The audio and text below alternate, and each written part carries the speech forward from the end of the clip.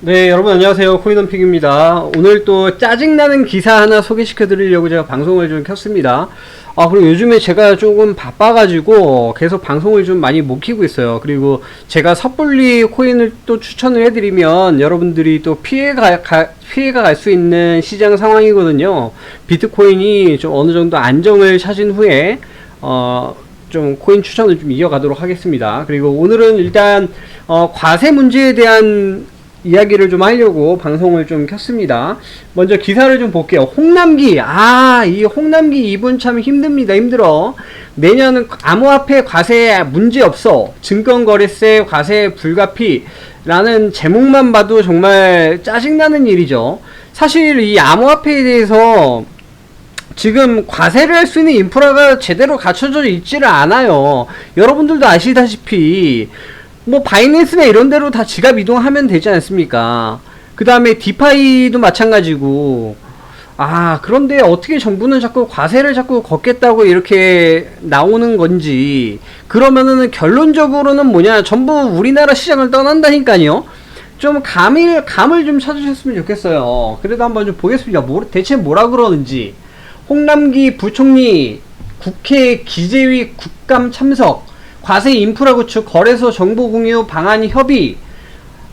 참 답답하죠. 제목만 들어도 정말 짜증이 나고 답답합니다. 여러분들도 같은 심정일 거라고 봅니다.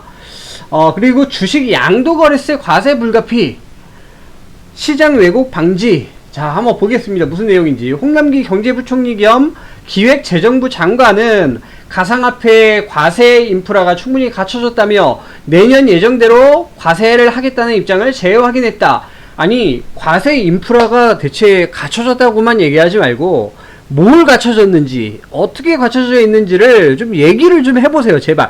제가 좀 국감에 좀 나가고 싶네요. 대체 뭐 하는 건지 모르겠어요.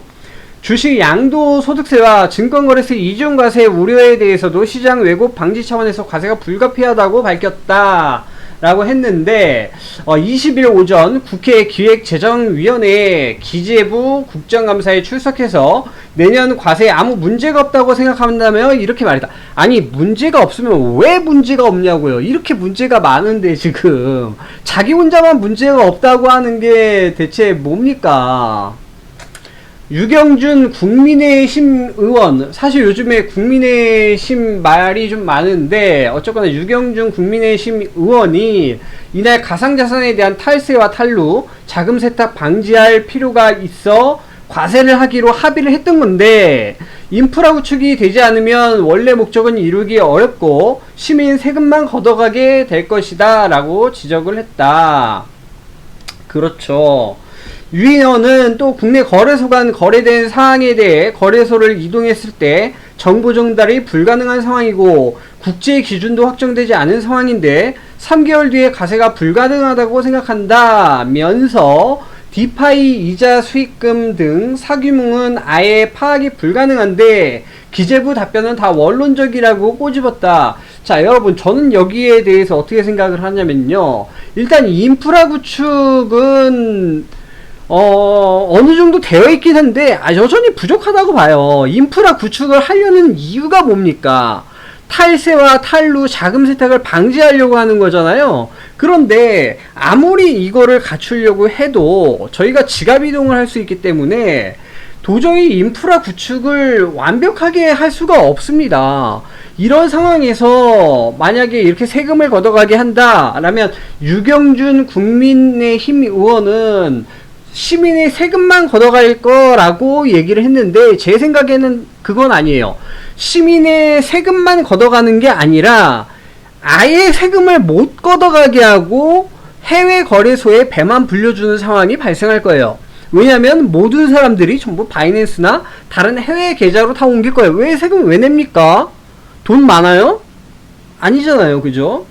자, 그 다음에 이 두 번째, 이제 디파이에 대해서도 이제 과세가 이제 되는 개념이잖아요. 그런데 이 디파이 개념이 되게 좀 웃긴 게, 결국에는 코인 시장의 변동에 따라서 그 가격 변동이 또 발생이 된단 말이죠.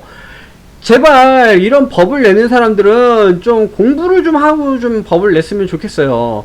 만약에 그런 변동성에 의한 그 어느 정도 수익을 냈는지가 명확하게 안 떨어지는데 세금을 과연 어떻게 걷어들일지 계속 답답한 소리만 하고 있는 겁니다. 정말 제가 다 답답합니다. 그래서 지금 디파이 탈중앙화 금융, 이자 수익 등에 대한 사규명은 아예 파악이 불가능한데 기재부의 답변은 원론적이다. 아니 될 거다 그냥 이거만 얘기하는 거야. 그 속에 뭐가 들어있는지 이거를 어떻게 해서 세금을 제대로 거둘 수가 없는지에 대한 설명을 안 하면서 그냥 무작정 밀어붙이면 이거 되겠습니까 여러분? 이거 안 돼요. 문제입니다 여러분. 자, 그리고 홍 부총리는 이에 대해 과세 인프라가 구축됐다는 기존의 입장을 확인했다. 아, 그래요. 과세 구축, 인프라 구축됐죠. 일부만 됐습니다. 일부만. 그리고 홍 부총리는 5천만원 이상의 주식 등 금융투자 양도 차익에 대한 양도소득세와 증권거래 이중과세에 우려가 있다는 지적에 대해서도 외국인 주식 양도나 시장 왜곡 방지 차원에서 소득세와 거래세를 같이 부과하는 게 불가피하지 않나 라고 생각한다고 답했다.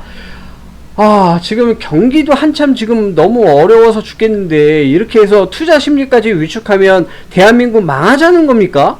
아, 대체 생각이 있는 거예요, 없는 거예요? 참 답답합니다, 진짜.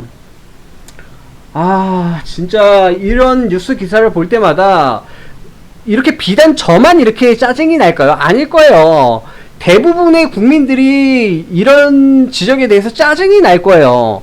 근데 그럼에도 불구하고 왜 국민이 뽑은 총리님은, 국민에 의해서 권한을 행사하는 총리님은 이런 정책을 자꾸 밀어붙이는 겁니까?